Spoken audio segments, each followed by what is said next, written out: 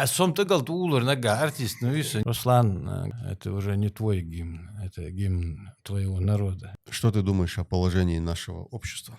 Магасси, حاجقي شد من جدوحكش نجعني سلوسو نجم باب. Давай, Эрси Мехтл, да, я хочу дихугивай хуами передач. Осталась ли роль, которую ты сожалеешь, что не сыграл? Я вот до сих пор эту камеру боюсь. А может бит болит еще. Метод дарик дужден. Что абарт боже, кому дию эгер. Да. Можно ли тебя назвать первым стендапером? Да нет, еще хуже было бы. Еще хуже было бы. Я себя знаю. Переходя на русский язык, наверное. Давай по-русски Переходя на что-нибудь. Стали преклоняться. Деньгам кланяемся. Мы... Хазазу алырыз. Мочылы баргей няшчон әли. Өз қызды бағдырялыч. Эрси Мехтл, без бомлы болсын. Алай Мехтл, да. Даю дию, да. Кезге дейтсіч бағдыр. Доқа, дөч. Атса уақ, масала, турист қалтылыз. Извай хаты етс, масайт дина хашо уойц, одика дырд уойцын. Ах, сыл чоға лил дедези хоғыз. Я дезецк. Мне это нравится. Рекламе. Рекламе есть нези. Так. Вот. Сделаешь с ним, что хочешь. О, я знаю эту штуку.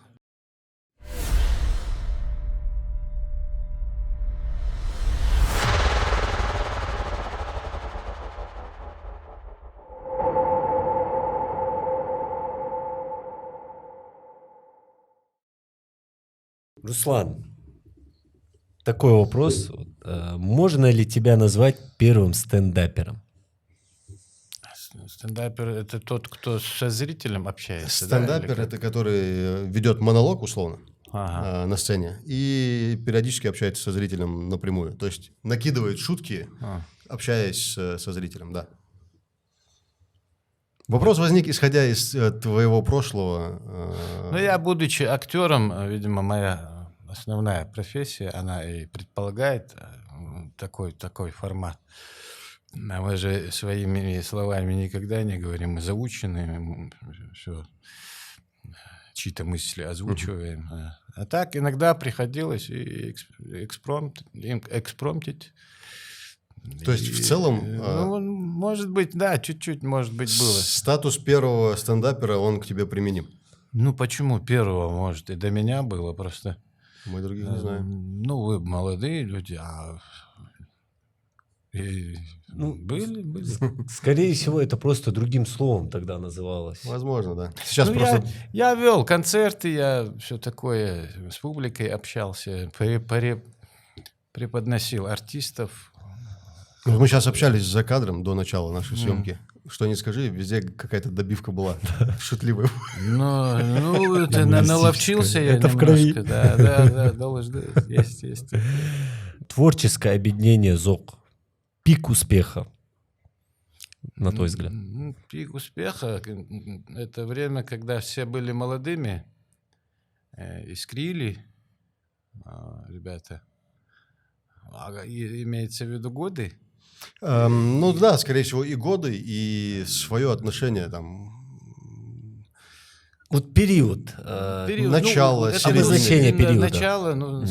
Начало становления республики, туда под это все мы горели, у нас была эйфория у всех. Мы были моложе лет на 30. Вас понимали тогда вообще? Да, Публика понимала? Конечно, и понимали. А мы как бы требованиям публики как бы шли. Соответствовали их вкусам, угождали. И это правильно. Вот, например, почему я такой вопрос задаю? Вот есть подкаст «Чаборс», где мы сейчас находимся. Когда оно имело немного другой формат несколькими годами ранее, в моем исполнении, находились всякие разные критики. Да, они есть везде, всегда, в любом направлении. С какой критикой сталкивался участник творческого объединения ЗОК? Ничего такого сверхобидного, этого не было. Ну, были какие-то рабочие моменты, не без этого, конечно. так все нормально было, все воспринималось, все нормально. Это Как было... это нынче? Это сегодня, сейчас же быстро все, быстро, как это вы говорите, клиповое мышление, все, сейчас людям надо, да, быстро, да, продукты им выдавать такой скороспелый, а тогда и час, и два публика и сидела, и воспринимала все, не отвлекалась. Сатьям Барнях. Да. Мы об Ну, этом да. чуть попозже поговорим. Да. Как это нынче называют хейт в нынешнее время? Да. В те времена тоже бывали, да, какие-то моменты? Хейт. Ну, такое не то чтобы презрение, а пытаться уколоть. Но не кого-то. без Как этого. это? Мужчина снимается на камеру. Было. Это там, вот я вот было, это. это было. Ну, это эпизодически, это редко кто там. И то его сама публика такого прижучивала. Но я более чем уверен, что лично никто не выражал такие недовольства. Лично воочию.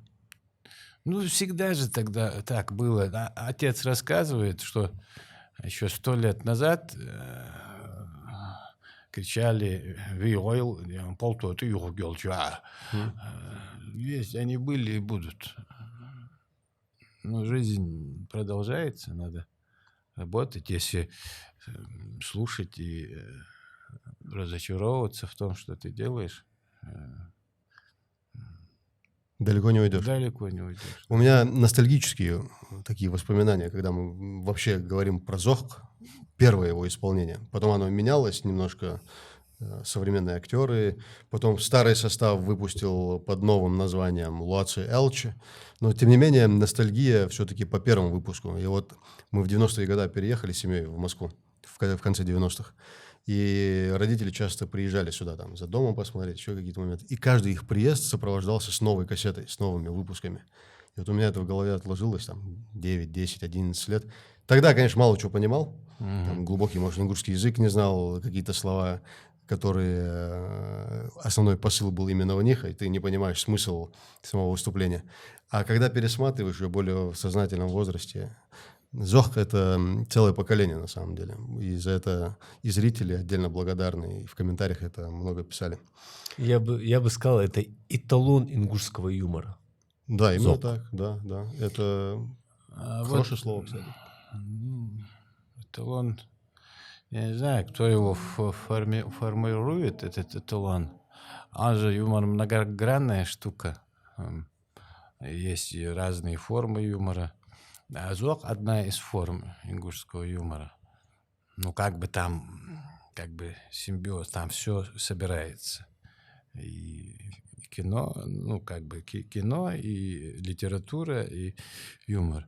А он же, юмор ингушский, он намного и глубже, и разнообразнее. Да? Там же не только это было. Ситуационный юмор. Да. Там же не только, там и подколы в адрес политиков были, и тогда можно бытовые какие-то проблемы. Тогда Семейный. Сейчас даже анекдот не пошутишь, да? Анекдот не расскажешь. Не, там, ну, здесь же нельзя, здесь серьезно все.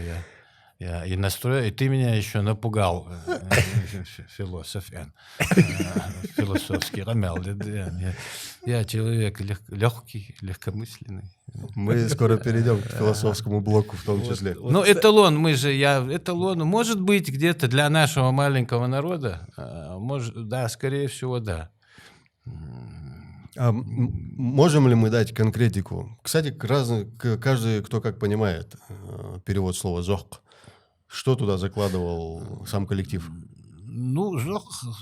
Зохрга, шарвуха. Да, зох. Вот некоторые так это думают. удивление, это возглас удивления. Мазохбарк, оливи? Мазохбарк. Это как бы... А многие думают «зох» — клюв. Зак, это же. Зок бы. «Зох» бы. Зох Хоре. это ассоциируется с больше женщинами. Опять же, если придавать значение слова «зохрга», «шарвуя».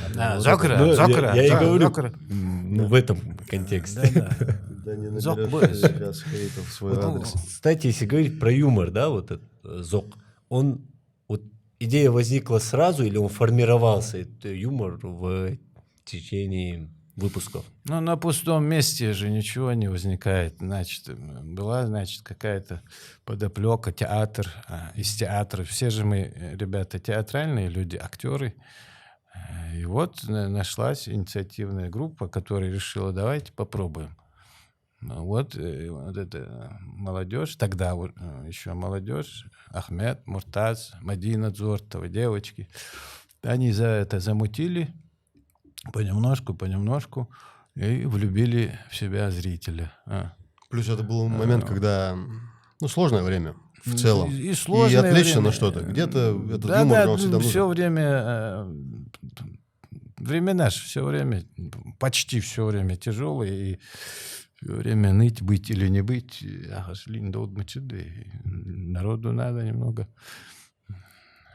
Чуть-чуть надо Да, веселить народ тоже. развеиваться надо периодически.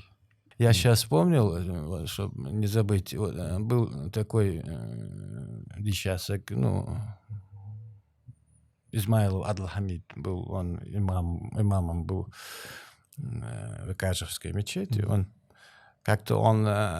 Хейхамбурцу, ну, на телевидении вел эту передачу, и, значит, это там же в этом ДК нашем, там, Назрановском, и мы периодически как бы встречались, там, я здоровался, и он узнавал меня как артиста, казалось бы, да, ученый человек, и все время мне говорил, что я был хози дикий цане белыш. Ну, работайте чисто, искренне, правильно. Вы даете духовную пищу людям. И говорил, мы идем одной дорогой. Мы религиозные люди, и вы люди искусства. Мы по одному пути идем, по-разному. Вот так вот этот. Он умер в Мекке, там. Ну, в хадж поехал, хадж дал хадж.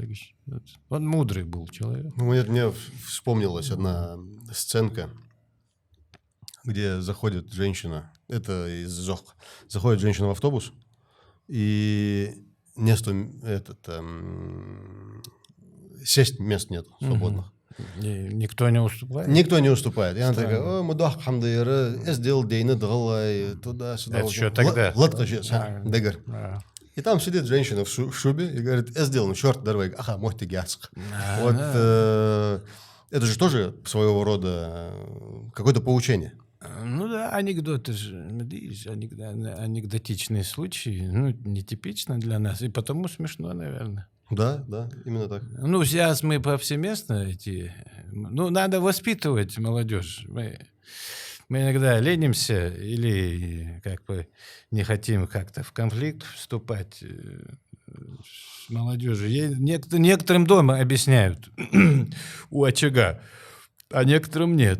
Вот этим некоторым нам не надо лениться. Объяснять, что встань, поднимись, от старшего уступи. Да, здесь.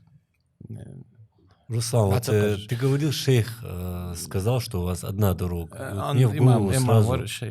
Имам. Мне сразу в голову пришло, что вообще галгайби, ингуши, они, когда пытаются человеку что-то сказать или указать, они всегда это делают в шуточной форме. Но раньше старики, да. они долго тебе объясняли, я сделал но в основном объясняли, спрашивали, откуда ты, кто родители, не ленились объяснить, что вот здесь вот дорогу нельзя переходить старшим, здесь надо уступить, здесь это нельзя, это некрасиво, то не положено. Завершая блок наш про Зох, хотелось бы спросить. Вторая часть. Возможно, Зох? Имеется в виду возрождение? Да. Тяжелые времена порождают... Тяжелые времена порождают сильных людей. Есть там какие-то, ну, ребята, молодежь что-то не идет пока. Что для этого требуется? Ну, для этого требуется учиться этому ремеслу. Посылать ребят учиться в хорошие вузы, если, ну, есть вузы, творческие вузы. И материально заинтересовывать. Мы же все-таки живые существа. Да? А когда нет перспективы, у нас очень талантливая молодежь. Вот он рождается, ингуш, он уже талантливый. Просто его направить надо, и все. Мы генетически талантливые люди. В большинстве своем. Только надо сделать эту профессию творческую престижной. А престиж что сделать? Галаш, ты что? Квартире, алпи,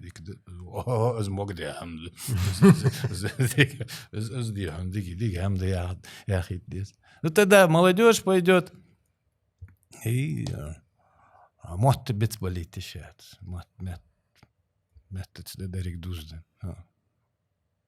Все для этого надо. Заинтересовывать надо, и все.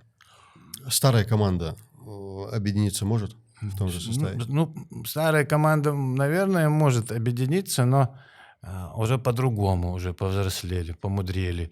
Уже и репертуар другой должен быть. В сцене, в кадре может быть эта команда? Ну, уже же все как бы судьбы по-разному. Замуж вышли, поженились. Да, я же поэтому и спрашивал. Да. Ну, не знаю. Бытовых проблем значительно больше, чем 30 лет назад. Понятно, да, дело. Ну, все зависит от желания. Если есть желание... Аборт больше, Да.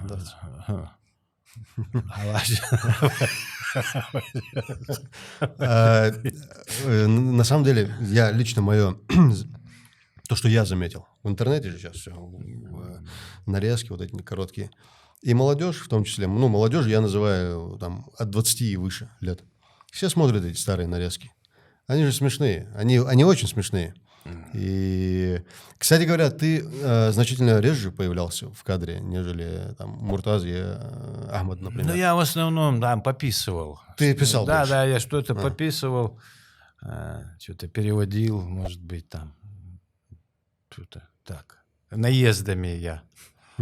А в основном я так, по молодости, в театре, на сцене я там. Вот мы с Магомедом, в том числе, перед началом нашего подкаста, выражу общую мысль с Магомедом. Надеемся, что это произойдет. Неважно, каким образом. Если даже в титрах будет звучать имена Муртаза, Ахмеда, Руслана, ну и остальных, естественно, это все равно будет придавать некий ностальгический оттенок. Видишь, Чаборт, там мотор нужен. Ну, я имею в виду человек, который такой вот заводной человек. Обязательно человек с этим, с перчиком. Ну, вот у нас 5 камер. В одной из этих камер, возможно, будет кадр, который посмотрит этот заводной человек. Мы говорим не только там человек, который будет писать сценарий или еще. Это все люди есть. Мы говорим и про финансовую составляющую в том числе. Это же, естественно, не делается без этого. Поэтому эта студия существует для того, чтобы и вот эти соцнаправления, чтобы тоже развивалось, кто-то замечал. Чтобы нужные люди услышали. Как-то отец говорил, я его вспоминаю, вот из Варфилоса, он мец халаче, ее же удобряют туда, органику там или неорганический. Если эту землю не удобрять этими всякими удобрениями, она ничего не вырастает. Нужно базу. Что-то вложить нужно. Базу нужно создавать, почву. Для этого должно и государство помогать, и весь народ, мне кажется, это не твое, не мое, не Мухаммада. Эта культура, этот язык и все остальное, это наше общее, не личное, Микаила, общее это. Хададдар, Элч, да? Миш без дали, вейца бахан это, дагля цархил сахамуде. Это боль. Я бы хотел пообщаться еще на более тех же времен, даже, может, чуть пораньше, историю. Я недавно брал полноценное интервью с Рамзаном Цуровым, который тебе, естественно, знаком. Да. Мы говорили о гимне, о написании. И только когда я готовился к этому интервью, я узнал, что композитором нашего современного гимна Ну, современный, он как был, так и остался, он не менялся. И первым его исполнителем был Руслан Зангиев. На тот момент Руслан Зангиев — это 29-летний молодой парень. Ну, да. Это даже на несколько лет моложе меня сейчас. Что испытывает молодой парень 29 лет, который впервые исполняет национальный гимн республики, новой возрожденной республики, вероятно, перед большим количеством людей, и человек, который написал, создал аранжировку этому гимну. Аранжировщик Тимур Дзейтов, наш композитор. Тимур Дзейтов. Да, вот еще, мелодия моя. Угу. Да. Я как-то... автор текста нашего гимна Рамзан Суров. Я автор мелодии, музыки. Тимур аранжировщик. Это для меня тоже новая информация. Да. Но мы с Тимуром ездили на запись, это уже последней...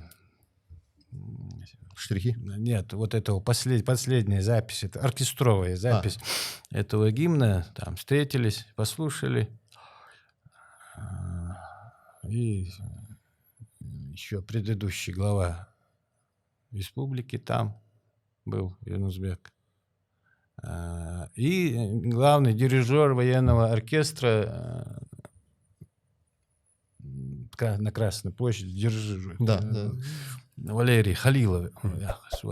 Хороший такой человек. Мы чаек попили там, пообщались, что-то поспрашивали, подарочки друг другу повручали. И он, когда мы расставались, он подошел ко мне и сказал: Руслан, говорит, это уже не твой гимн, это гимн твоего народа, Йохцу.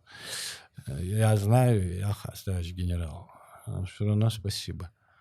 Вообще с этим, вокруг этого гимна, мне кажется, не обязательно там авторство уточнять или как-то.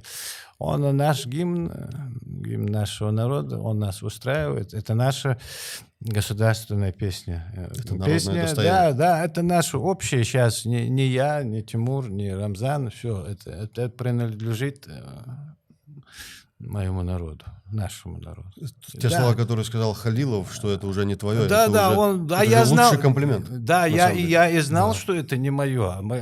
Я об этом и никогда и не думал, и, наверное, не думал. И Рамзан, и, наверное, не думал. И Тимур, все, что ты хочешь. Ковришки какие-то. Это все ингушский гимн. Если народу нравится, если он считает, что эта песня достойна быть такой вот торжественной песни народа, ради бога. Мы все авторы. Я еще... сколько ребят помогало и финансово при записях еще тогда. Многие участвовали. Сейчас начнешь там называть имена, и времени у нас. То же самое, как и становление республики. Да. Тысячи людей. Мне кажется, что вокруг этого это не важно, кто автор, кто это. Есть и есть. И хорошо, что у нас есть атрибутика, и флаг, и герб, и торжественная песня. Все равно стоять у истоков. Не я, так ты, другой. Главное, чтобы народ был. Я говорю о земле, которую надо удобрять. Оттуда вырастают и артисты, и журналисты, и врачи. Как бы то ни было, ты внес свой вклад в том виде, в котором ты это сделал. И мы должны это как минимум ценить. Говорить об этом. Еще опять отца вспоминаю. Я за ним как хвост увивался все время. Он у меня журналистом был. 40 с лишним лет писал. 50 лет. И у него привычка была бумаги сжигать, рукописи свои. Он простых людей любил и все время записывал, фотографировал. Я как-то его искал и смотрю, вот опять очередной раз сжигает там, как Гоголь. И смотрю, там юморески у него записаны. Как-то шун мададри. Алеш дактылы, алар пусть горят. Мегду хам ададали. Мегду хам ададали. Дусуду. Алар суги меня это в башку втемячилось. Да. Ты, сделал хорошо, если останется хорошо, а нет так. Нет. Мне кажется, что вот ничего особенного. Я не из-за ложной этой скромности. Мне просто... Не каждый пишет, не каждый 10-й пишет гимн. Да пишет, просто мы не знаем. А у меня тогда такой вопрос. Какая реакция была? Рамзана Цурова я знаю реакцию. Раз получилось общаться с тобой, и тебе такой же вопрос. Аранжировка и исполнение гимна группы ЛКН. Немножко хулиганят, ребята, я их знаю. Я и Умарика знаю, и Амурчика, они очень хорошие ребята. Хулиганят. Но это у них душок есть. Да. Немножко хулиганят, да ради бога, ничего страшного. Зато как прекрасно хулиганят. Да, они помоложе тогда были, и сердцем горели, и душой, и ничего, это нормально. Она простая мелодия, чеборцы. Она простая мелодия, как и наш народ. Мы же открытые. Вот так и она простенькая, в принципе, мелодия.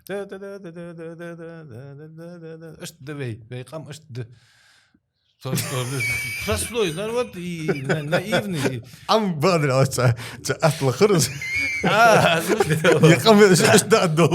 حد يدق ديلا قام دير حماش ذاتوي الناس ديك نحمدي جو وين غات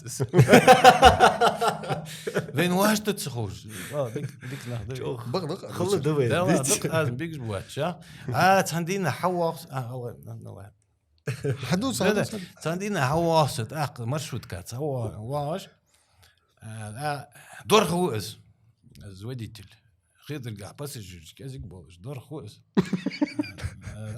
غاز واحد ودنين رولا كل جي عديت فدير يقام خندعو ديها يرم يخت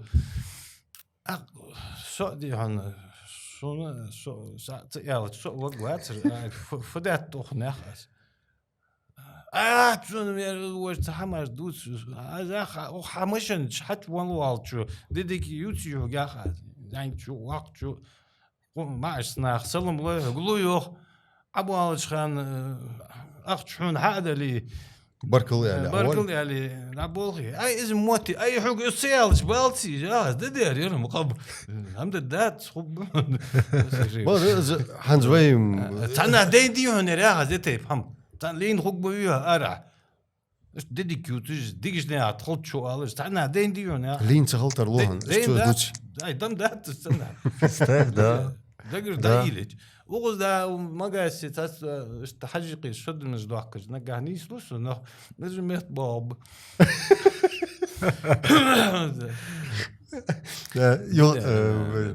Амур рассказывал в подкасте, он же тоже здесь был. Ты сказал, что не будешь смотреть подкасты? Я комплексы Жюля Герцу, лучше уже как. Не, он тоже рассказывал историю в Карабулаке. Я иду, говорит, люди какие-то злые стали. Я иду, он на меня смотрит, говорит, как я не понимаю, ты что, меня напугать, что ли, хочешь? Цендейн,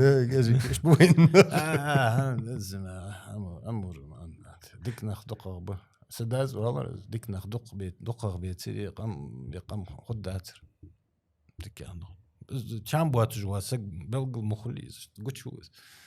Руслан, вот ты упомянул Гоголя, что как он, отец, сжигал свои работы. Вот, кстати, «Мертвые души» Гоголь. Перевод на ингушский язык. Откуда возникла идея? Откуда информация? Он-то прожил этот спектакль недолго. Это правда? О том, что «Мертвые души» были переведены на ингушский язык? Я перевел и поставил этот спектакль, но он недолго прожил, к сожалению. Я душу вложил. Он был вот недавно, я не помню, год какой. Я его ставил, перевел, редактировал текст. Ничего вроде. Ну, я не режиссер, я только учусь. Но дружба позволяет нам делать настоящие чудеса. Золушка тогда. Вот ты перевел, почему нет? Гоголь, кстати, как и Мольер, как и Шекспир, это, по-моему, это ингуши. Или для ингушей. Для ингушей. А там темперамент. Очень. Как легко переводить Чехова на ингушский язык. Как его легко переводить? Чехов, он подходит очень, да? Не, юмор вот этот. Да. Все, что угодно можно перевести на наш язык. У нас, правда, из-за того, что он как бы в таком состоянии, немножко придавленном, нас носителей мало, и он немножко усыпает, как бы уходит. Из обихода слова нужные исчезают. А что делать? Работать. Вот я, чтобы например, всё. как-то еще при Евкурове я как-то письмецо там настряпал. Что делать? Можно с простых вещей начать. Вот эти вывески есть? Мы открылись, или мы открылись, или это Бог на Бога, али отъезди. Дул мясо, да, мясо, фарш, дул, остун дул, бежен дул, отъезди лахайст. حد البردي سنخوض مكا حارو لك Сумфадык дигар хоя, это скамялдыш. Билайн рекламер.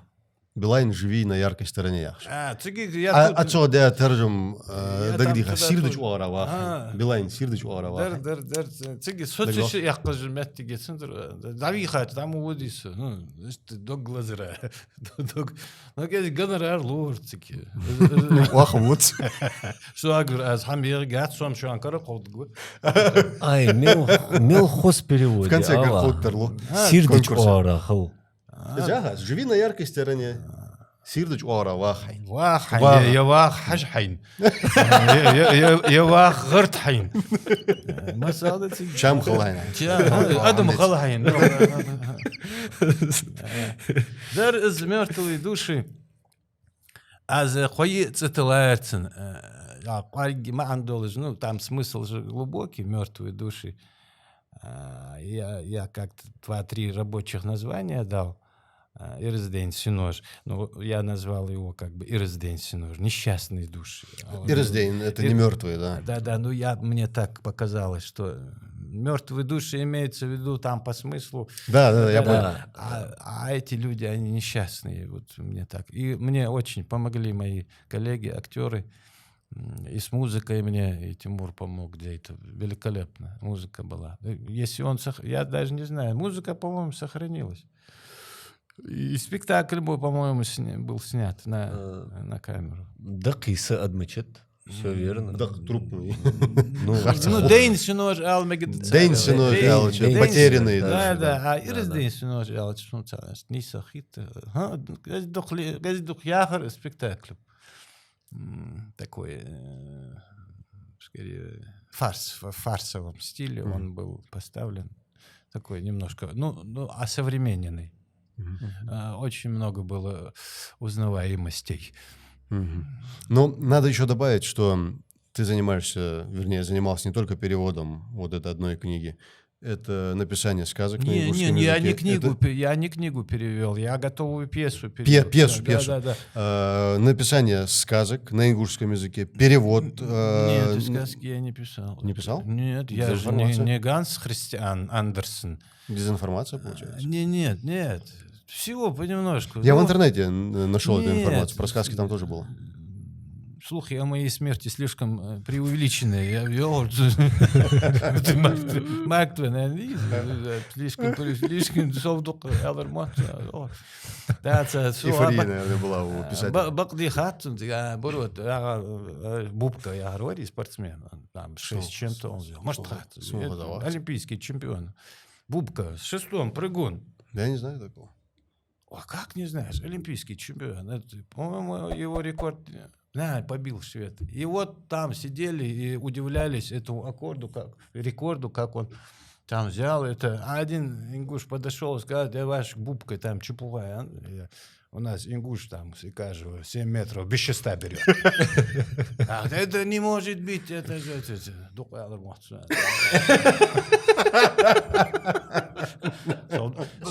Совдук алармат. Яроматис. А вы Бубка, да, это, Цахан, вы молодые, да. Не, ну его перепрыгнул. Бубка. У нас там парень 7 метров берет, а без 6. В Сеуле в 88 году, когда в этом же году чемпионом стал Исраил. Исраил, да. Исраил, наш великий штангист. Исраил. Диксабю. Да. Конфуция, схану лагва. Конфуция, схану, зайхсак хану, дутиш дыши азр шахал. Доз, бердолчхан, бирхан, амалцхан дитси. Замза голчхан, олқыт, сделать хахан вети. Она хахан чулта, олқыш аквачиш дядети. Қавен, тишвен, халқан чулта, авала хабезин бети. Яқ йосури. Тахмарияти. Шиши хай. Тахмарияти йосури. Сдерек дячул. Да, точно. Biz atsidoi shihana. Is txubitsi хана. Да что отсюда алил да. Да что отсюда. Конфуций хоушхану ал. Алтым шивалыш даже.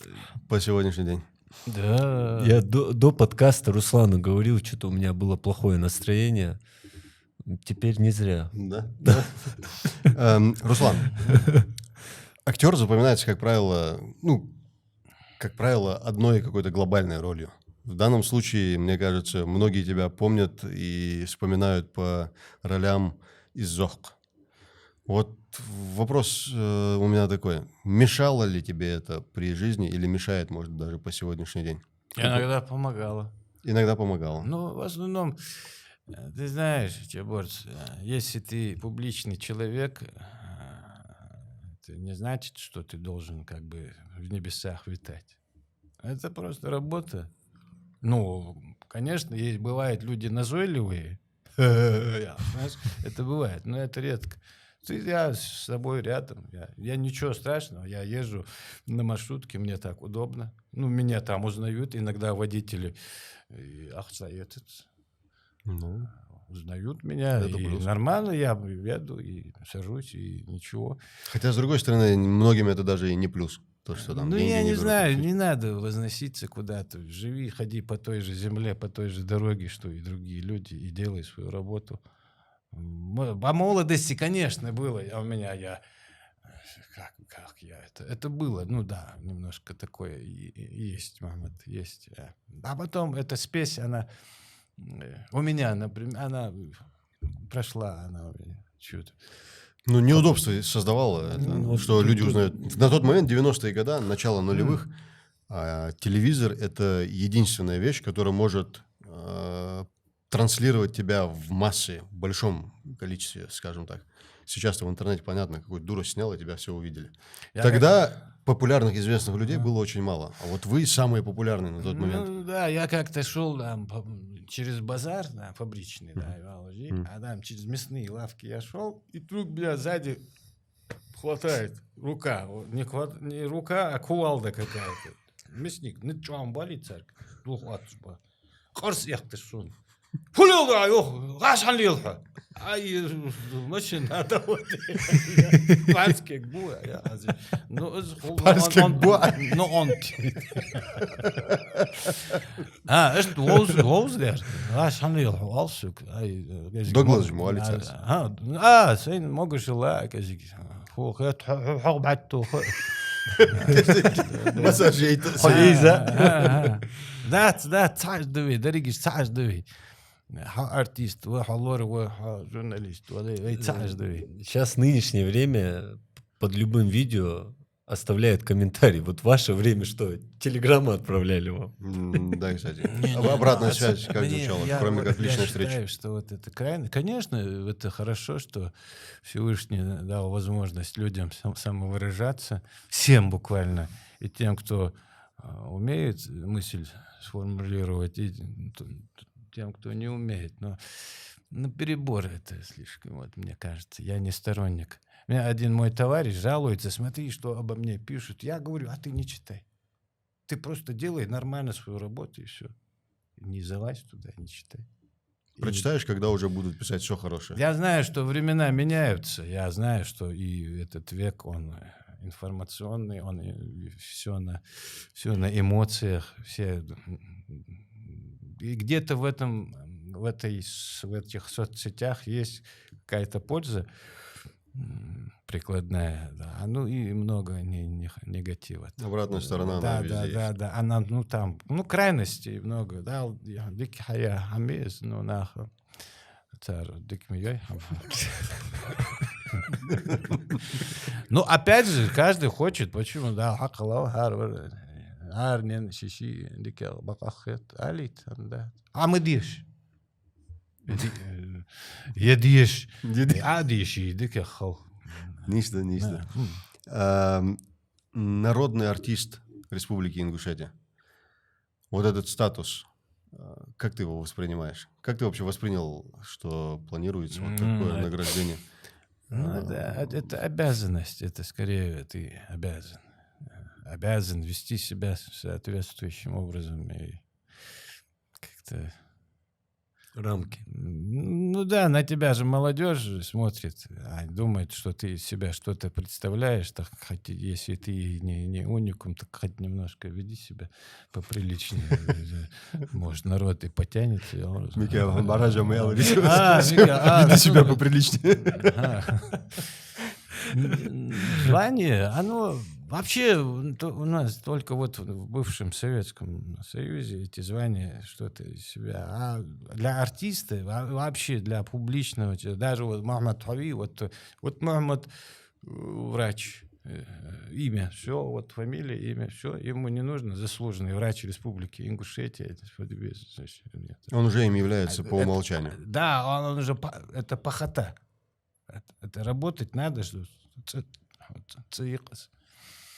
Если спросить, что для тебя значит звание, действительно звание, статус звания, это что-то, что тебя дополнительно обременяет, получается? Нет, в молодости это была, ну да, какая-то доля, какая-то часть эйфории, что я такой исключительный, я уже народный артист. А сегодня это уже по прошествии многих лет, время идет, ты что-то переосмысливаешь, относишься ко всему по-разному. Не то, что там 40 лет назад.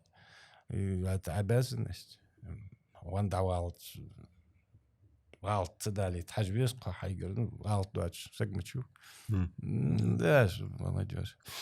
Я вот тоже начал бурчать, ну, Лазар Хатбеан, бурбурях вернулся.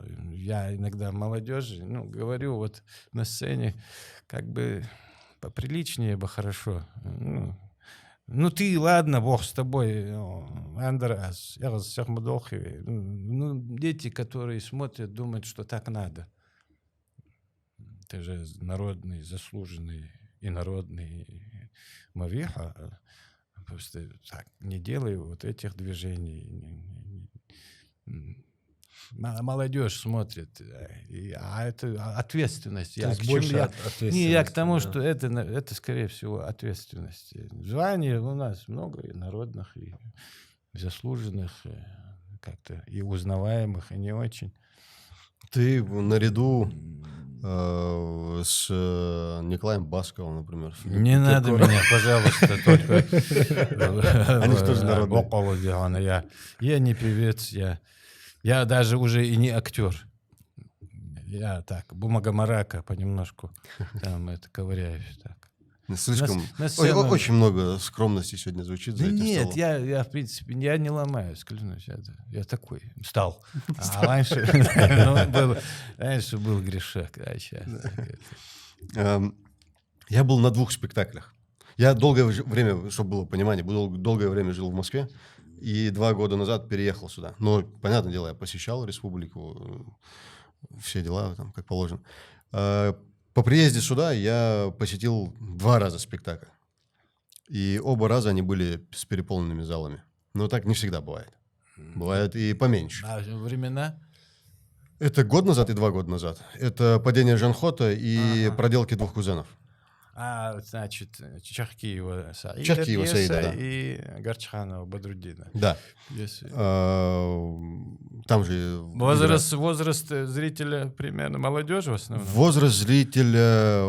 Ровесников было много, помоложе были. Прям совсем дети были, которые пришли со взрослыми. Но я бы сказал, 30% это 40 плюс возраст. 60% Ну, короче, все остальные это разные.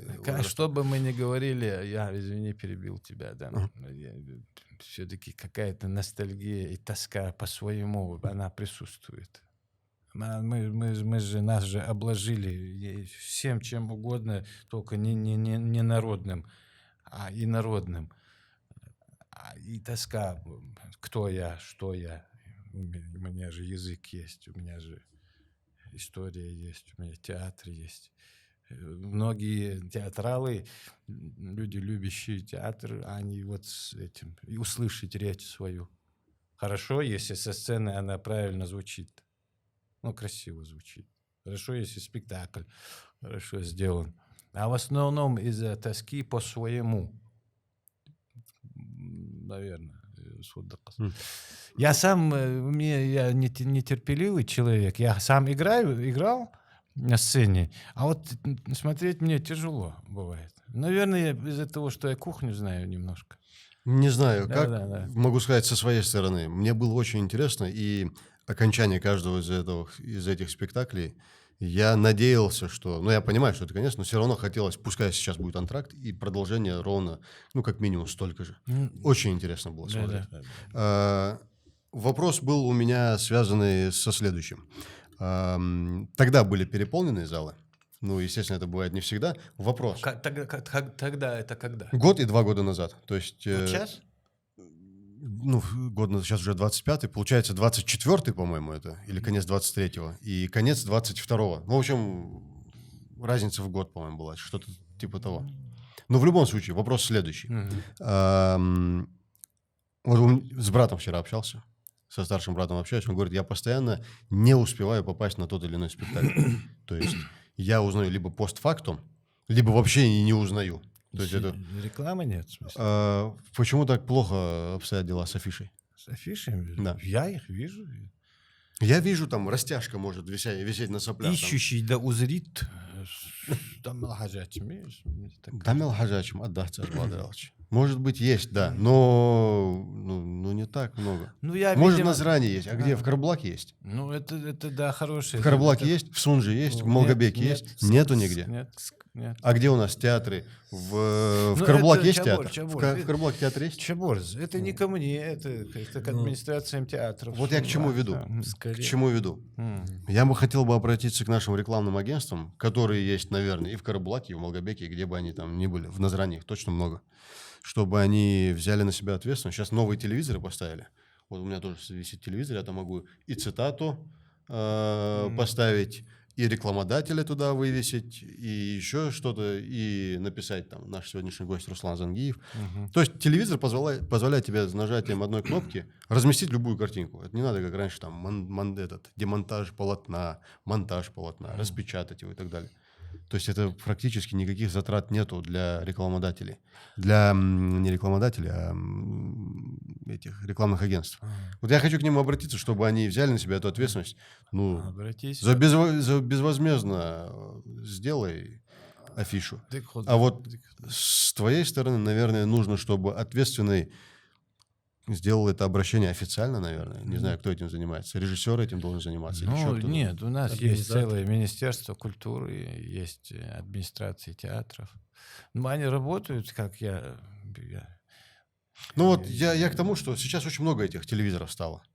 Старые вот эти баннеры убрали, поставили телевизор, и там вещают, там 10-15 реклам можно там разместить. Ну, сейчас все возможно. Вот. Да, и да. Вот, эту картинку скачай да поставь, правильно? А вот эти растяжки там, то, что наверху, оно же денег стоит. Вот когда здесь в Магасе уже построят, наконец-то, Ингушский театр, здесь, наверное, будет театр когда-нибудь. Я даже не знаю, заложен ли он или нет. Я тоже, обещали что-то. Вот тогда люди будут знать, что здесь театр, и здесь что-то происходит. А сейчас у нас оно как бы между прочим. Ну, лучшая реклама для театра — это актеры, лица. Мы ленимся тоже. Вот я тоже лентяй, я тяжело же пришел, да, как бы, остачился там. Не, очень легко. А мы обязаны ходить на вот эти ваши...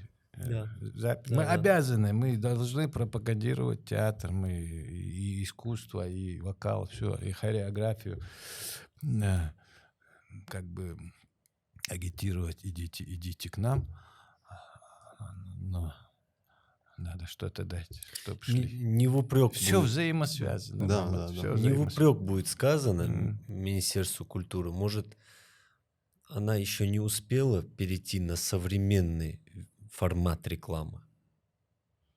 Ну, не знаю, если я являюсь членом администрации театра, и я увидел новый телевизор стоит, где крутится реклама, спектакль скоро надо Ну, там там показать. администрация, Это же элементарные вещи. как бы Ну, я администрация, понял твой вопрос. видимо, заделки делает. Зритель, ты же говорил, что зритель есть, да? Ну, полный зал был, да? Да, на Ну, тот значит, момент я был только на двух. Там было работает. 2 полных зала. Но если был, зритель идет, значит работают. Ну, Добивка к вопросу. Контингент лиц в театре какой? Вот я тогда сказал, что это 30-40% это старшее поколение, от 40 лет и выше. А 60-70% это были вот все остальные. Ну, в том числе и маленькие, прям 10-летние дети были, 12-летние были, которые плюс-минус должен понимать, что происходит в театре. Видишь, Чаборц, вот эти современные гаджеты, телефоны, они такую плохую услугу сослужили и театру, и вот таким вот формам искусства. Все сидят сейчас на этом. Там все, что угодно есть. И заманивать, и затягивать тяжелее стало. Скажу по-другому. Я учился в школе в Москве. 5, 6, 7 классы — это были такие активные годы, когда мы ходили походом в театры. То есть в субботу, выходной день, но нам сообщали, что вы в добровольно-принудительном порядке идете в театр. Ну, так же и у нас сейчас происходит. Происходит? Да. Детей привозят. Я знаю, что на автобусах детей привозят. И отвозят, я в курсе. Там, вот я помню, что у нас в в добровольно-принудительном порядке 70 рублей, 80 рублей, 90 рублей. Там, нет, дети рублей. ходят, детей привозят, и школы целые. Это и есть, да, есть. Что-то происходит. Валай, может, сухой фуду сардас. Валай, может, кетцы бояха. Ну, тут уж это... Ради... Адямо халунда тқетби. Италия музей вахай шаняха. اللي حزناها دعموهم الحاريانيس замечанием я делаю людям все время. Ты не так слово сказал, ты это неправильно говоришь. Еще даже уже на русском там по-русски там уточняют, там, а потом со стороны смотришь на себя, думаешь, какой ты противный, понимаешь ты. Нельзя таким быть. Нельзя. Вас это правда? Я вот домашних все время поправляю. Руслан, раньше...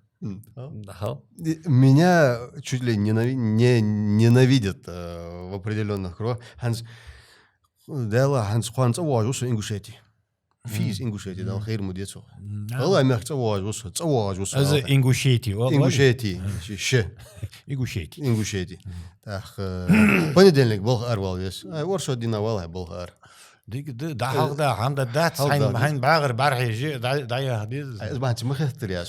Мешает ли тебе вот эта основная твоя роль? Были ли какие-то неудобные случаи? Потому что, Ханс, ты что, самый умный, что ли? Взялся за гуш, не говори не дюш. Не говори, что ингуш, а? Не говори, что не ингуш. Вот по поводу замечаний. Ты говоришь, что ты часто стал делать замечания. И не в том виде, которое оно должно быть. Мне кажется, что люди в последнее время, точнее молодежь, дети, воспринимать стали не так замечания, которые делаем мы. Я вот помню, даже элементарно свадьба от Улыктар. Халчах.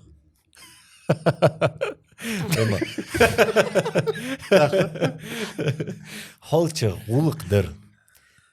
Я помню, чуть ли, я не знаю...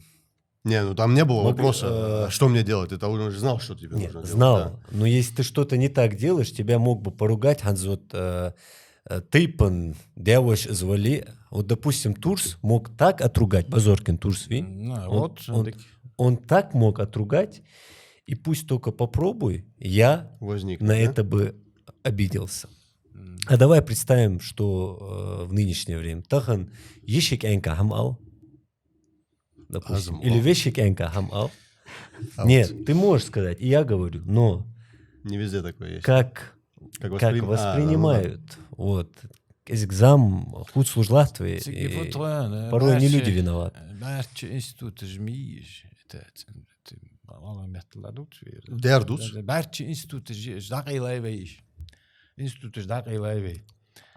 А сагуалары мәри яғар сагуалары академия жи.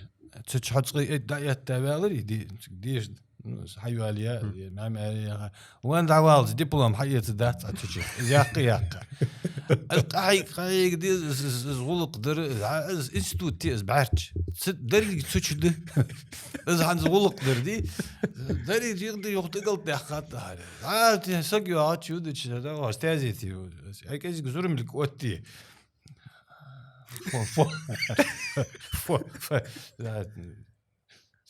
من وقت خود داشت خود باندر واز يخيت يعني عند فد في قديك في قتشاري القديك هذات فد في دعبه نو تاكيك دنت يدني ما كيك دنت كيك دنت شابوس ديكتر عقدتك ديكتر حقيقة سري ديكتر شامبواتش در دعيوختت عقد سو قهيك ديز دريق قورش بي از вот очаг курч радуа школа мужчина школа, конечно, она помогает, если, но если там у очага тебе этому не научили, отец, мать, все, да, бесполезно.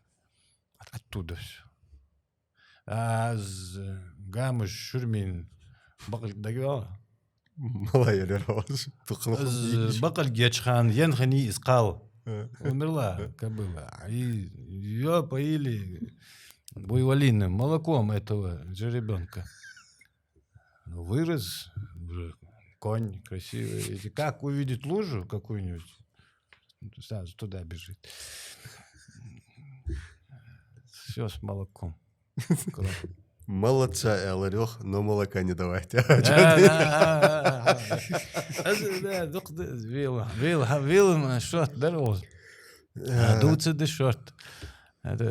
تصدق حمتي فيل رتاعتي بيل متاع عمدي ديش دق قون شان خوج لحت شان تخلص ديك در قتر شد بقى حياخش خلص خيط مش ضد عياخش تبي حد يتصدقت كاجا ده воспринимается алария есть чуть-чуть там اجر ديك يقدر دي دوت شول دوق ما دوت تي حرچخان دوق دوت بام بي والله در ها ونيس اخ تسك دو دقس دوترم ديك ده ناقد لدو خوچا Вот. Ладу хоча нагдвалаз, ладу безбач, ладу дат айх хайлил дес ай далил лерт далили. Жолдик я масл худат. Пример. Вот пример. حاجه بيختي بقى الله معاه شد قد زينتاز ناخ تسدو تشدا دوش ادوخ كان الله مهتله ارسم مثل ترجم دواتخ هذا مسل الرا بريمير دوشان خاتس سوسي وشت تسدو دوش الله مهتل أنا خودي هو هانس تخن فيزا وش ملاحظة ميكا خلطة تخن فيزا وش تسقى مالج غلامات ديك خوي هو هانس تخن خاطر دق زلاح تجدا ديتش غلامك إز دوش تدو أخرج أرشد دتسوق أو بندينك قداس بس حما يوه ديز أيخ بوتي غلامات تتسن غلامات بوت خوجيه دعوت سلز مات قد سدي شو حقم ضده إز ديتش مسل بيخ بات فين يا حون مريك الحمل قوج در حمت طلدات حتى إنستوتات حتى إشكولي حيخ جدر حين مخويا مش تحيخ وقت ما تغطناني شوي يا وحبيرج والله ما تنبوتي أنا أبودات تجاز بابا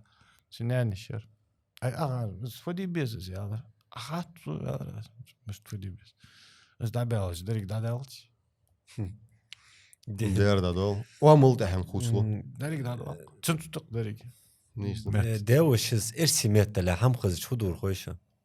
За язык брал и давил. Öz kızdı Bahadır Не, Yalçın. sen Şim doğru attı biz. Şim attı biz болтаешь положение. Но это nakdent. Молхаждик, сети молхаждик холца болча. Nakdent. Hamda dat son de fualzo. De daar walha. Tigi gezik. Şi ham dit sedalt istik dirq. Hayna atta mudih na hayiqi qıçqım na hayiqi. Mawha ist aus futschen. Ist dit. Da motzer. Цаи геолиялар Москве дарыз гәттәш Евгений Онегин дагах Ховарцын Рерик Пушкин Евгений Онегин ак згорды алла сен малхожу бейтл тачишир. Йор. Это что за язык? Нормальный язык. Хороший. А что такой? Такой день как будто дерется. Дачи еще раз наломят. Немцы метом цецвал цегвали. Вай сын. Не, да. Горчан бокс. Акит дقوي. Не, дик дقل. Дук яз даққам да твейдер. Даққам да. Тагез барт барқам мешет. Барт хан секертиш дуқханден секертиш ханилужа илла қашқаман сагуа. أنت سوي داش سن بودكاستي وهاتشي حاضر شو اسحم بلوس يجي مينوس يجي ياتجي تحقق خد وشت حق من ملا إجر يحقق مينوس يعني خاطرتك نخ شيلي بيزم تسخلر حبيخ كابوش وحاشبي إس بيزم تارس دقة خلر ليرحم تارسا دقة خلر إس حد إيه تارسا ديكا خلر Любовь к гостю намного больше уделяется, нежели... Ну, он не прав, извини меня, он не прав. Мы просто индивидуалисты по натуре своей. Мы же почему у нас командные игры не получаются? Бургут салцвей. Один нормально хуй. Элдергалdi Карабулак. Элдергал.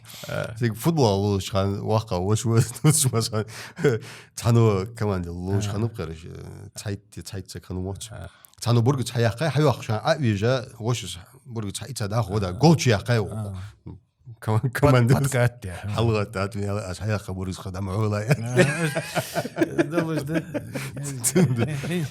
حتى اتوا مثلا توريست خلطلس ازوي حتى ايت مساي تدينا حاشو ويت ديكا دار لويت اخ سلجوها ليل دي ديزي هوز يلا دي زتق حبيبي نويز شنو قوتشو يا قدق حاقل دا واتر حبيبي نويز تحمد المخابل اخوي شي دولجور واقور اخش دق درت سخه كورت حاقل در اخوي حبيبي حاجه والله استو مش تيلدو لا قاعد سندوش لي دعوك حاوك دحوك أمي ازوامل يلوش دربي قاعد قشقه من سق ايوي لي نو ويل قزدات اشت مديح ازاخر شغلات هذا دا ازم دحو قردو حتسن دخيت وي قمن شو دي جوز او ما عنده جوز ازوامل مي هم تحمد واقي قصدق كثر زين دات تعور اشتغل تعور شو شين دالها قلا حمسو قويتت دعوتت هيستوريك اسخولحن ارخيولوج اسخولحن دريج استوري دريج اونيكو ترحر استوري از اركيتكتور قدر ده تيب تطحو تيب اقر معاد والدخ لا خو تبعير يا اخي انست في رزم خديوي انستوت موتهم اوخي دغه دينر خضر زواج يعني نجح معنا نيسلوش خمتي تاع كلوب مهم غنيقز قو ياو قو سيغاو سيغبيرات يعني اشتت دايدي انا مو بولر دي وار يعني هاد وقت يا داخل دي جاو تاع War minister diyor, derjist olur diyor, çare adak diyor, tabi وقت كيلي قول شو تنعبر حاجة يستحن غلط يعني يعني شو az غيرين az موقع كاشخان حلقات تلامس ده ستو سجدة بيش فان لا تنشيقل كي آخر يعني أخ أي تخن أصدر تخن دار ده ده نر مدود خود در دال كرد إذا ورق ديزل خلاص جن خد دقيقة خير خنصون ده تخن ديك در عدوي ده أندر وي كذلك ارسم مثل ده ده يخص ديك ودي خامي передачи وي لازر مار مش тут وي نيستخدم ده هم مش дицад. Осталась ли роль, которую ты сожалеешь, что не сыграл? Вот действительно. Ладно, потом вырежете. Как-то я вообще между нами говоря, не особо вот этим страдаю, вот этим. Жаль, что я не сыграл Гамлета, жаль, как-то. Надо же быть искренним на подкастах. Обязательно. Главное правило клуба — быть искренним. Я не жалею, да. Я не жалею ни о чем. Не было вот такой, что не сыграл или что сыграл, и вот этого нет. Ну, поработал на этой сцене, немножко полицействовал. Так, вообще актер, он не должен зацикливаться только на этих ролях и на лицедействе. Он же стареет. Он же, если хороший актер, он же и мудреет. Есть много сопутствующих занятий для актера. Или стишки слагай, или пописывай чем-то, или бренчи на чем-то, соответственно своему возрасту. Мне всегда казалось, что это все-таки возрастная профессия. Актерство. Когда актер уже начинает немножко морщиниться, но если там он необходим, старик, в спектакле, ради бога, а это профессия, вообще все творческие профессии, это удел молодых. Красивым должен быть, он должен настроение поднимать. Ну, не то это. Это возрастная профессия. Ну, и пение, и ну, насчет музыки я не скажу. Музыка в любом возрасте, конечно. А вот лицедействовать надо вовремя, мне кажется, уйти. Красиво уйти. И стариться с такими, как ты, с ровесниками. Мне кажется, так. Интересно. Или если ты накопил какой-то багаж, там, знаний по ремеслу, делись. Ты обязан делиться. Молодежь там. Объясняй, рассказывай что-то. Ну вот, кстати, если взять очень популярных голливудских актеров, там, тот же какой-нибудь Арнольд Шварценеггер, Роберт Де Ниро, Аль Пачино и так далее. Посмотри, старики. Ну не то это. Вот раньше выходил фильм, там, «Схватка», например, оба актера там играют. Все, хотелось его посмотреть. Сейчас вот для них специально, вот для великих этих голливудских актеров, для них пишут сценарии, это несмотрибельно.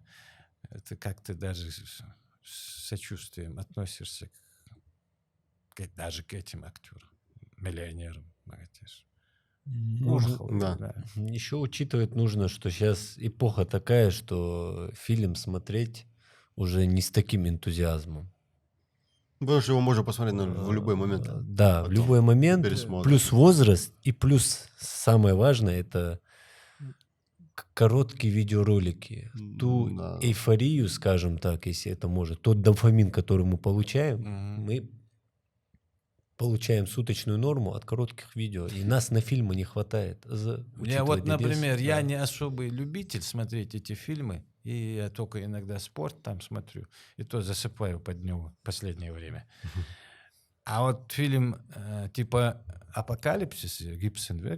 Да, Мел Гибсон. Я его пересматриваю Я его пересматриваю, он мне не надоедает. Там столько философии, там столько сегодняшнего. При том, что великий фильм. При том, что минимум диалогов.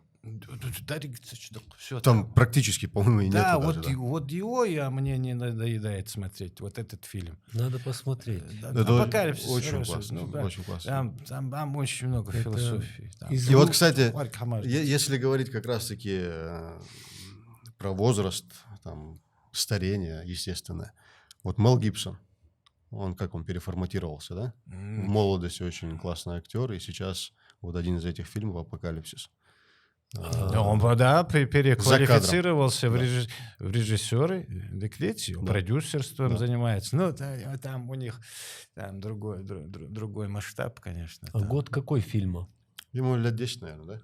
Да, больше. Это из рубрики «Господин Никто» смотрели? Нет, это не из той рубрики. Я даже не знаю, какой жанр этого фильма. Какой жанр у этого фильма, я даже не знаю. Я не киноман особо, посмотри, мне редко что нравится. Это не потому, что я такой вот ценитель и знатель, разбираюсь. Или типа Фореста. Это хороший фильм. Тогда я рекомендую посмотреть «Господин Никто». Или фильм «Пиджак». Вот это один жанр. «Пиджак» интересно, да. Это все хорошо, Чаборт. Все хорошо, что тебя делает лучше и совершеннее. Мы очень объемно ответили на этот вопрос. Ты ответил. Возможно, отчасти следующий вопрос, на него ответ тоже был дан. В любом случае, я его задам. Их будет даже два. Что ты думаешь о положении нашего общества? Положение ингушского имеется в виду? Да. Ну, там... Я под разным соусом задаю этот вопрос каждому гостю. Вот в данном случае. Я не знал ту жизнь прошедшую. Ну, она тогда, наверное, тоже как-то тем, кто был постарше, казалось как-то чуть-чуть другой и неправильной. Дальнейшая жизнь. Вот тогда было так, а сегодня как-то не так. А что ты сам приложил к этому руку, ты не задумываешься. Помнишь, как тот этот заяц, который всем давал советы, мультик советский, хороший, он ворону учит летать, рыбу плавать, там еще это. Надо, как бы мы там не мучились, она не самоедством, как бы мы ни занимались, что уже все ухудшает, все как бы хуже. Наверное, сама жизнь и после нас, что она же меняется, все же меняется. Общество, общество. Мы, как все люди, созданы Всевышним. Мне кажется, что чуть-чуть изменилось в худшую сторону, конечно. И сознание.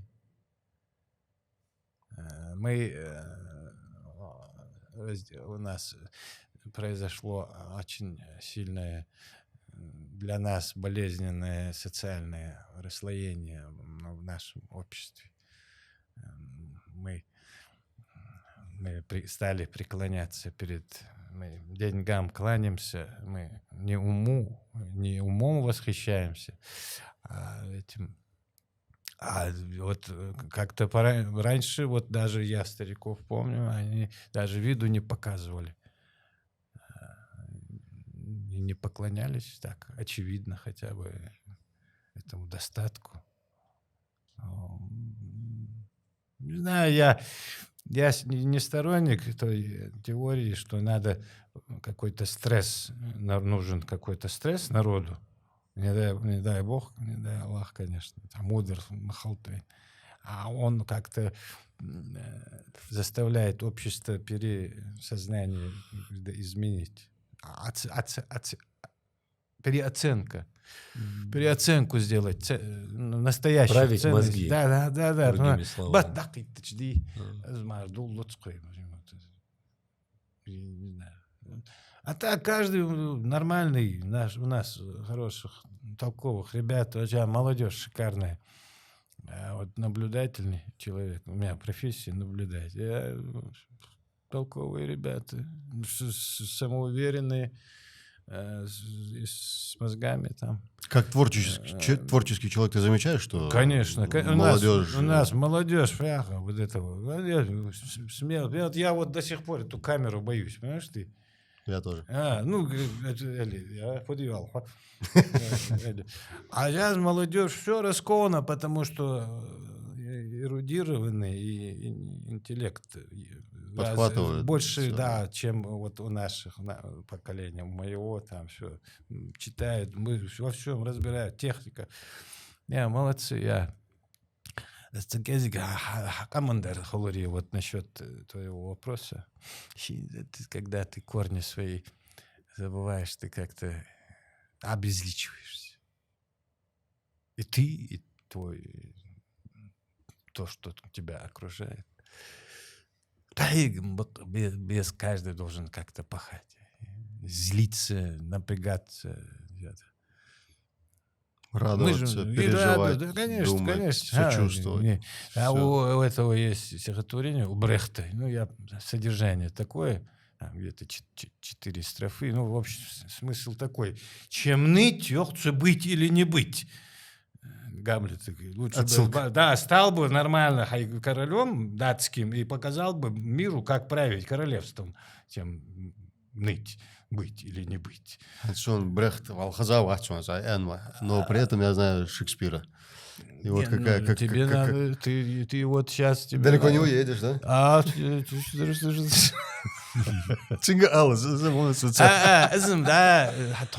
Наше поколение, оно чуть больше почитывало книжек этих. Тогда же ничего не было, кроме книжек. Это не твоя вина, что ты Брехта не знаешь. И я бы не знал, если бы мне не пришлось там где-то столкнуться. Известные его 2 пьесы. Это «Мамаша Кураж, ее дети» и «Кавказский меловой круг». Вот самые известные его 2. А так он и стихи, все это. Немецкие. Руслан, ты сказал, что в нынешнее время люди стали бегать за деньгами. Люди всегда бегали за деньгами. Вот я это понял, что всегда и во все времена, когда почитал книгу Мартин Иден, ее написал Джек Лондон, американский писатель. И после этой книги я понял, что меняется только форма, а суть человеческая, тщеславие, вот этот обман, встреча по одежке, скажем так, социальный статус, отношение к тебе по твоему социальному статусу. Все осталось, все было во все времена, просто меняется некая форма.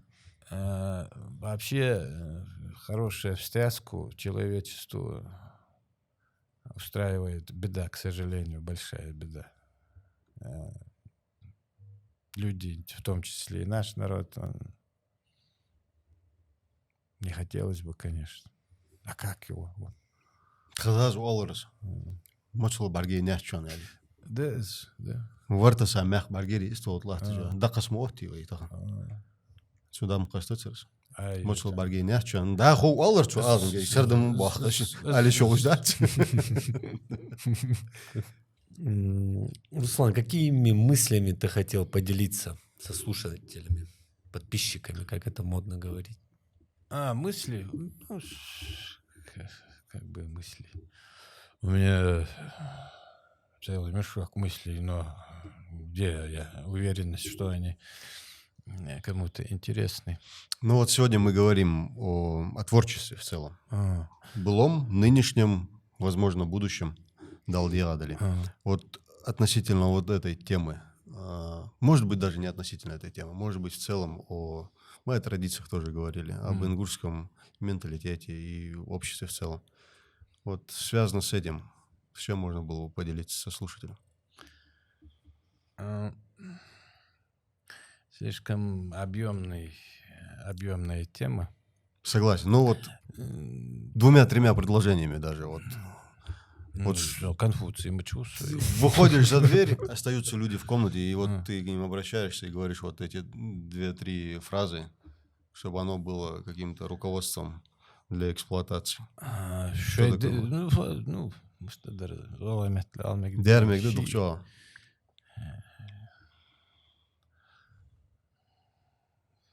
أجر حلق فدر أجر جواب لوت مش بردعت حور باقش سجو والر سجو إلش دي خد زول دقة دي حن سوق داتر طلعت والر تعرف حقر تعرف ديك قوتش دي إلش حتى ديك دردش سلجو رياض ووج عليه ها إصدار تعرف أو حمودي سجو والر السج خويسق سك خل غرت يزق جاق جنبه سك خل غرت رما واند عوالت هذا مسوز خانه سك خلويس سوز وال ويس سك خلويس دعغرت يزق بقى جنبه كذا ديتش بادر دقه دتش توري أنا دوت سراخ موبايلي بيت بدو خوچه بشت بين دات لا ديش خو عول سقافو عند ديغي وسار إيرلا بيو سن أزوت لا دو دوتشنك آل ديز أخقيت قوتشك آل ديز يا حين خل مديحن خفوا شنو الناس محمد جابورت سكخل ويزا سكخل غرت ويزق والله عايز دالي استما بق دال بق موت بن هاي باج مديبه نص مثل دين هم سچو دل هم از مي قدرش اجورك بفريدو با زيغموندو دي سكخل زواج دق حماج دي شات نلزا خوش دات طعم بات خوش خدات يعني حلق سهم سهما جخصوص دور ويقم اي فوق اي тафто нельзя нам много чего нельзя это же ингуш это же не национальность образ жизни ранг звание фактически خمنسيات звание خيدر قاعد شنو اشتريت والله شنو خزادة اسمه دولش دقة زشت لازم في مو نلزا متحنق من خندات شو نلزا حدات قم اشتغل ديز ان خيت جويها صحيح نلزا يعرف يردي مسدوا هم يشات يا خلصت مسدر ده دقدر دقدر دي يشات دقدر دي يشات يغوز ويسق بارم خاديز اوش نيسا خدات بارم ديك بو زبق ذلك يغ تاعك Hans Ayacher Бусул ора. Само слово ислам, мади, это рамки, это правила, да, покорность, это покорность, ограничения. Цутай пахамдак адут сырток холгия. Вей قمن عامل لما وي عادة خجيان ذات دن تعتلو عامل جزء عادي حاجة. هتسحم غلات هتسخاطر دسو.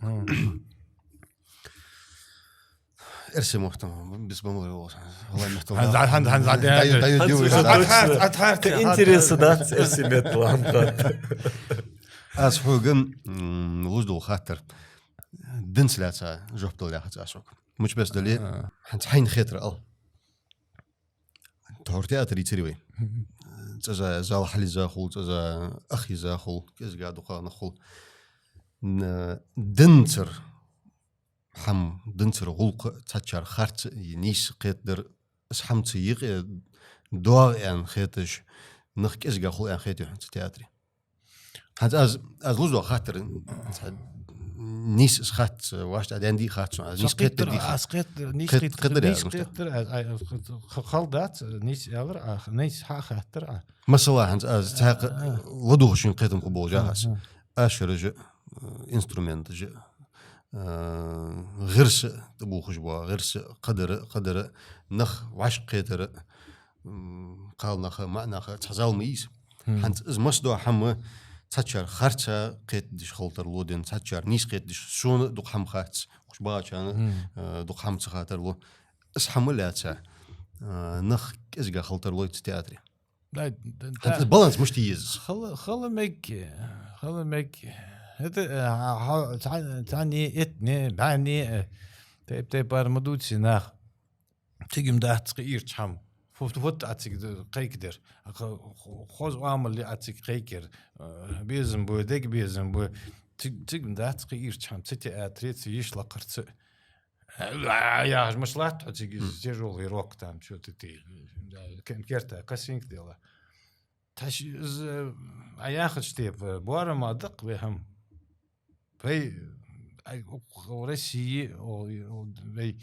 داخز وي دلي وي تياتر خالديز وي قدر خالديز وي خريوغرافي خالديز وي حنت سخلخرت مل در سخلخ دعدا قرت مل دوق زي خنت خويا قمن فدي شو عش فدي تسخوج ليلز خلقر سجوا تشودش وعشا قيت كينا ميركري يا زامسك لا يزلو وقن ازدو ساعة ازخل تحت زمير فير وعشا قيت اقديز الحقو دوق حماش دتيقي تعني شني اندر يا هاي بوخ اخوز بويت عن تواقش سقوت امامو يا خاش تبا هاي بوخ خوز حبيب ديك يقدر قيك ديك يقدر والله هم دات تنقت هاي تندو يوسر مو عملش تحقر نخ عتتي بيج دا سعيدي يقز شخكي تا قانو الكولت استغ حق مشتخني باج لين قيرداس استغ نبارت حمد شهر حق دحلاني تسنقور استغ شبعت بقالات تساب قوي سون لور هيملا تق حق يعني اسيغ تياقر سو حق يات حاجه لي استغ بس استغ جي اي قبول والله استغ اخا عتا بعرقو حق كيزي بو صابر دا سوتبو ويات حق بعرقش دات شندام حقك سدا استغ سنان استغ سوسي استغ بقول يا واس استغ زين مداق مد دوك تشكش بد بوج حنس دقه شاي تسنبوج يا يودر حق او تخبي غيري عمات ايوا جات كواتر يالتش تسو شي حق يالتش استغ شي بان بشكي سو حق خلمك خور انا برجع بخوتي لبان وصدقنا ويسن بوتر قمة لسك ناخ حق ياخش داين بوتي هو اللي ميك خور ياخ ما ياخ ديك وآل او حمر قواحت آل اش يتسي ديك خورت قوي تزدي تياترو حوقر ياخر مدو تياخر دق تياترو حوقر ازد حنز عيشة بيت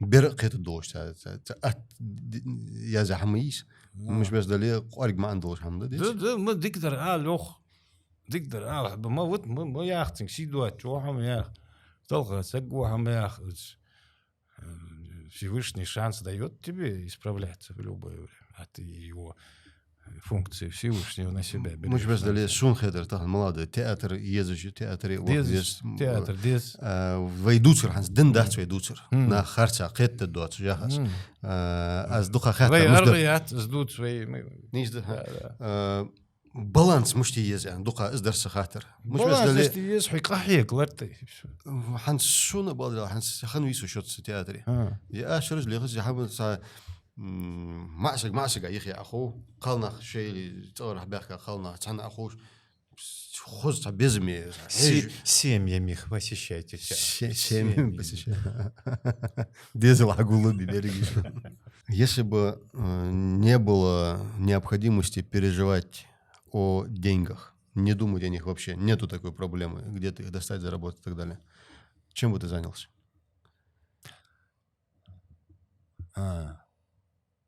Цитата. Все мы живые существа. Да. Троеточие. Да. Возвращаемся к этому. Я вот, когда меня отец хотел, чтобы я стал артистом, я сомневался все время. Я даже с туров убегал, потому что я стеснялся и знал, что это не мое. И все равно я все время возвращался к этому делу. как-то кругами вокруг да около. Я возвращался, и на сцену возвращался. Она меня, в принципе, не особо эта профессия и кормила. Ну, в смысле, как кормила. Я не голодал, и моя семья. Ну, я и лентяем не был никогда. Ну, наверное, все-таки чем-то таким... где-то что-то... Самовыразиться же желает человек, каждый. Все время у любого человека есть желание самовыражаться, как-то что-то отдать. Не знаю я, если бы Всевышний наделил какими-нибудь талантами. Ремесло? Да, обязательно ремесло. А для мужчины, мне кажется, оно необходимо.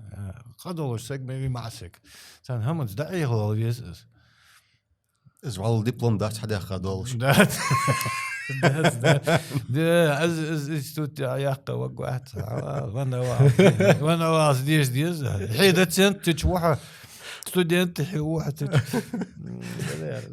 наверное, я вернулся бы, я же тебе говорю, мама, я опять возвращался. Ну, меня так воспитали, и отец был творческим человеком, ну, в смысле, как бы, тяготел к писанию. Мать, видимо, оттуда это и передалось. Хотел языки изучать. Но тогда это было не перспективно. У меня была как-то тяга к изучению. Так. Наверное, я все равно вернулся бы в это болото. Наверное, вернулся бы. Если я в этой ситуации Мне это нравится. Да. У Аллартхуг мы как при поступлении, мне наш, тот, кто нас набирал, профессор, Рэм Давидович Шепташвили. Слушай, ты хороший пацан, Элла. Че ты в это болото лезешь? Я говорю, да имей с чем-нибудь толковым. Эллар Цусук, это проректор театрального института мне говорит. Не знаю, Эллар, я честно сказал. Что ты полез? Я говорю, папа хочет, Эллар, чтобы я здесь учился. Ну, если папа хочет, учись, Эллар. Возникало ли желание начать все с чистого листа? Да нет, еще хуже было бы. Еще хуже было. Я себя знаю. Все равно. Еще хуже бы сделал. Просто если бы я знал, какой я стану или стал, вот с этими знаниями, с видением этим, опять вернуться туда. Сознанием того, что ты преодолел, да, это сохранилось. Я уже в курсе, да, что... И с этим я возвращаюсь, да. с тем, что есть. Да, Да, не, еще хуже будет. Болото было бы глубже, да? Или диплома было бы 3 не окончено. Да. Опыт. Чаборц, опыт. Ну, на последний мой вопрос ты уже ответил, мне кажется, отчасти. Кто повлиял на тебя больше всего в твоем становлении? Наверное, отец все-таки. Родители. Отец. Да. Родители. Да, мне кажется, на каждого человека влияют родители. Да, обязательно. А где-то и генетически, даже если не родители, то где-то кто-то из предков где-то постарался, наверное, передать тебе что-то. Один из примеров этому сестра Дизелховудсон, 4 сына, ей 40 лет, и в 40 лет, ну, получается, в этом возрасте она начала писать книги. То есть это где-то таилось. Илина? Да, это где-то таилось, вот скорее всего, на генетическом уровне. И вот раз, и причем вот эти 4 книги уже моментально, вот одна за другой. Ну, базоркинские гены вообще, там, не знаю, у вас ветки разные или нет, но с Идрисом. Ну, у нас, в принципе... По-любому там что-то передалось. Не, у нас такого нет ветки. Ну, в смысле, параллель, короче одни, говоря. да. Ну, еще многое зависит от среды, где ты находишься. Пытаешься себя реализовать, да? Да, если ты какую среду еще попадешь, там Только много составляющих. Не включайте, вот как раз-таки, просто не записывайте, как раз-таки среда Вот, вахар мадигалга, балсага, мэри яха, абсолютно среда не та. Вот в этом в этом удивление, да? Юртер, как говорится, бывает такие чисто. Нет такого, чтобы как-то поспособствовали этому. Но проявилось, видишь? Ну да. Но все приняли. Руслан, у нас есть рубрика «Вопросы от подписчиков». На самом деле, 1000 лайков на фотографии – это достаточно много для моей аудитории. Прям люди очень отозвались. И столько комплиментов было. Я уже не ведусь. Ладно, я больше не буду делать комплименты. Я уже не ведусь. Вопросов было много, на самом деле. Я зачитаю, наверное, несколько из них, на мой взгляд, интересных. Сейчас я найду момент. Кто-то, кстати, говорит, что седина очень идет. Фотографию, кстати, ты видел, которую я разместил? Здесь было, это вторая моя, в Грузии, там, на Крестовом перевале. Я, кстати, тоже недавно фотографировался. Она мне сделала подарок. Круто. Подарок на юбилей. И повезла меня туда, в город моей юности. Тбилиси дешевым, вижу. Да. Она меня повезла и фоткала всю дорогу. Это вообще отличный подарок. Базиева МВ задает вопрос. Многогранная личность, комплименты, все как положено. Как он попал в ЗОХ? Я в ЗОХ не попадал. Я его создал. Нет, я и не создавал его. Я как бы рядом был, приходил, уходил особо. Так, ребята шли, я помогал, чем мог, ребят. Так, я с ЗОКом меня мало можно ассоциировать.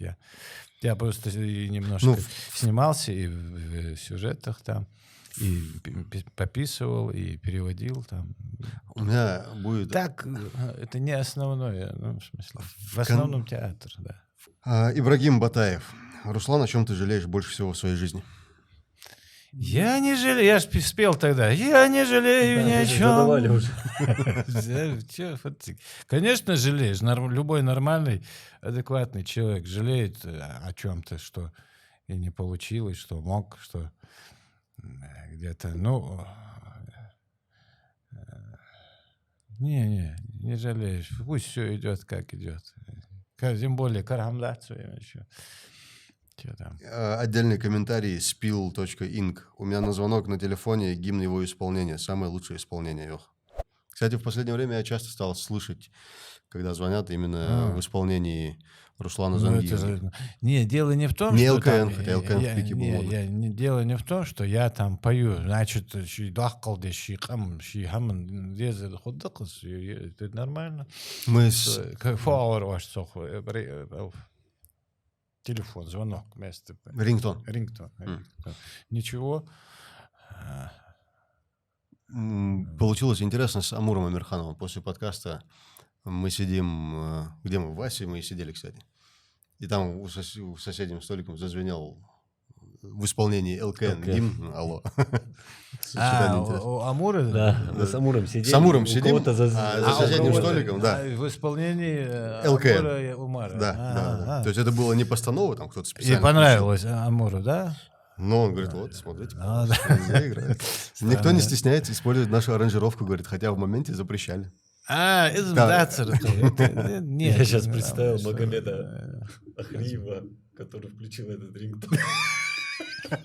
Это владелец ресторана, о котором речь идет. Кстати, он тоже хороший, да? Вообще свадьбы там проходят, да, или как? Нет, это просто ресторан. Там проходят, кстати, знаешь, такие... Банкеты, скорее. Небольшие свадьбы. Вот. Предсвадебные мероприятия. Нет, реально. Мальчишники, скажем. Я даже знаю одну коллегу, где свадьба там прошла. Мистер Картоев, уважаемый Руслан Микаилович, с вашим жизненным опытом и знаниями вы являетесь авторитетом для многих. Позвольте задать вам вопрос. Если бы вы, большой буквы, кстати, очень такой красноречивый и грамотно пишет, Если бы вы занимали пост главы нашей республики, какие изменения или инициативы вы бы принесли для ее развития и процветания? Заранее благодарю за ваше мнение и время. У нас, так, чуть-чуть оговоримся, не про политику ни разу. Ну, понятно. Это просто мы фантазируем. Да. Ну, про политику, как уж такой вопрос серьезный, и без политики там, ну, во-первых, у меня не было никогда желания руководить и подчиняться, к сожалению. Не любители, а подчиняться и указывать. Вольный орел каждый Ну, день. не знаю, анархист халвер, черт, не любитель я руководить. Конечно, в коллективе, в социуме ты обязан какую-то функцию, какая-то иерархия, функция, ты обязан что-то, если ты среди людей находишься и хочешь эту жизнь как-то лучше сделать, конечно, тебе обидны какие-то моменты, ну, в том, что происходит. А когда ты ставишь на место какого-то должностного лица себя, я где-то, мне приходилось играть вот Зязикова Идриса, нашего первого, мне приходилось вживаться в этот образ. И у Саида Чахкиева пьеса «Террор», я в ней играл Идриса. Мне приходилось, я и там по пьесе я и со Сталиным встречаюсь, и с руководителем Северокавказского Андрея, и с ним я как чиновник, как глава области, как глава области я встречаюсь. И мне приходилось вживаться в это тяжкий адский труд. Это тяжело. Но кто-то должен но если уж ты стал во главе, то как-то давайте не уже. Ну, я бы не стал, потому что я все на второй день развалил бы, или меня бы сместили на второй день. Я добрый по натуре иногда. Ну, нужно быть жестким. Конечно. Особенно вот кадровая политика. Люди, мы же себе придумали эти всякие субъекты, парламенты, министерства. Мы же придумали люди себе, чтобы заняться чем-то. Вот. А там должны люди, которые болеют душой.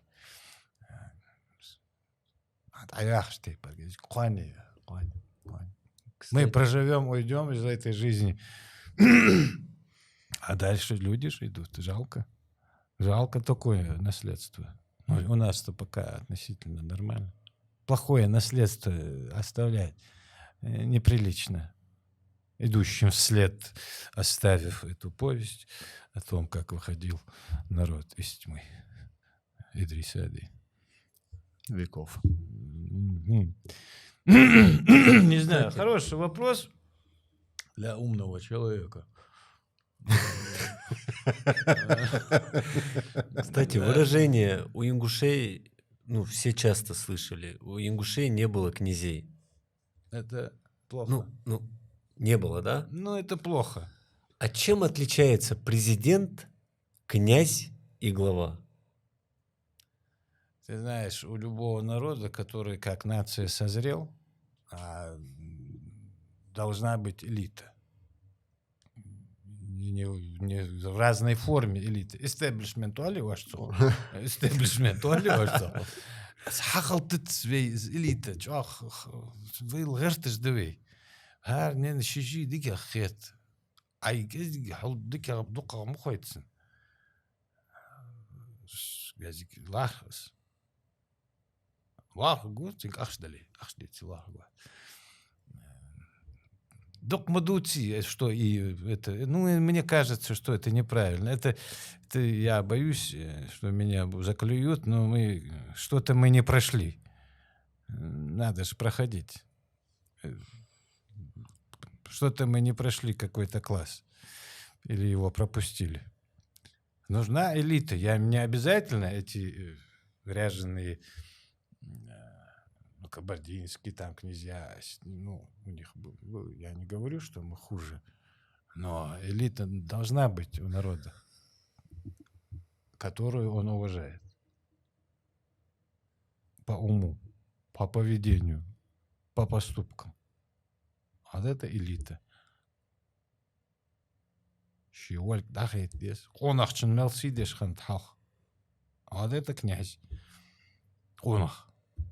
Ну,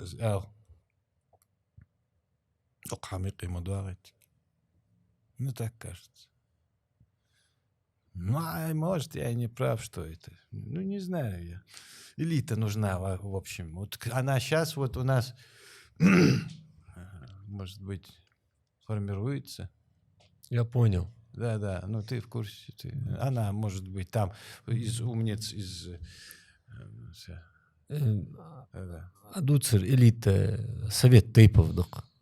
Заходы, ну нельзя на халвес, нельзя. Группа быть не должна. Нет, я согласен, только справедливо. Да. Все по справедливости. Если не будет, народ не поверит. Абсолютно не согласен. Не поверит никогда народ. Даже ребенок разбирается во всем сегодня. Ты что думаешь, наша молодежь, она все видит? Мы ее сейчас сегодня обвиняем, а она не виновата. Ну, некоторая часть молодежи. Баргутся. Не нужно, $2 миллиона, $1 нет, баргутся. Котелок варят у многих. Мы сейчас говорим про конкурс. Про конкурс. Вещь, которая будет презентована от имени Руслана Зангиева, победителю нашего конкурса. Условия будут озвучены в нарезке. Они все знают. Вот это должно быть там, да? Это будет там. Вот эта вещь, об этом мне войнахи рассказали, найдена среди этих золотых, этого, на острове Монте-Кристо. Мне от прадеда досталась штучка среди этих, в этом. И вот удивительным образом вот эта штучка похожа на вот солярный знак, который на нашем ингушском флаге там нарисован. Только этого серебряного цвета. Вот. Сделаешь с ним что хочешь.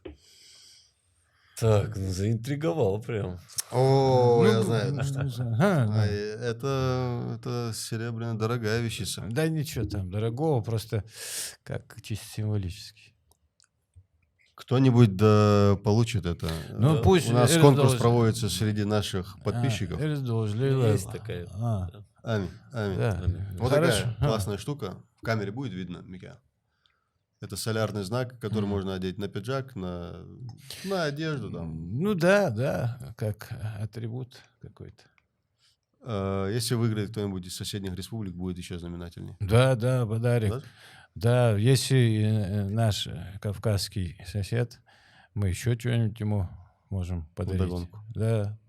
С радостью. Если хороший человек будет. Без какого-либо сарказма. Конечно. Многие думают, там, что не скажи, так сразу штуки воспринимают. Да. Мы щедрый народ. Да, Рясхал Руслан. Да. Подкаст закончен у нас. А прощаться не надо? Да? В этом и прикол этого. Хорошо. У нас нету ни привет, у нас нету ни пока. Я сделал. Все-таки мы вставим. Мы стояли. Езди нахбарыш янцу. Шиш yolu kudalar ton. Холли бах нах ши сана бахка yol наски файски да. Езди нахбар шиш адла скилге айқсал фет киса делахан. Езди камеш нахбарыш. Шиш yolu kudalar ton. Да.